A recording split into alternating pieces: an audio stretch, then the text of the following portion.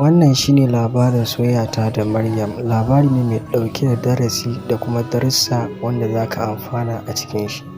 Farkon haɗuwata da Maryam kenan. A lokacin da ta furta ma abokina cewa tana matuƙar sona, sai ya tambaye ta meye dalilin da yasa kika ce kina son shi. Ta gaya mishi sabida ɗabi'un shi da kuma kula da yake wa addini. Ya zo ya same ni ya ce mini Maryam fa ta ganka kuma ka yi mata, tana mai matuƙar son ka sosai. Sai na yi dariya na ce kai zolaya ta kawai kake yi. Sai ya ce mini lalle da gaske take yi ba wasa ba. Jikina ya yi sanyi sosai. Haka ya rarrashe ni. Na ce mishi ni ina ji a jikina ko da mun fara wannan soyayya da ƙarshe wani abu zai iya faruwa.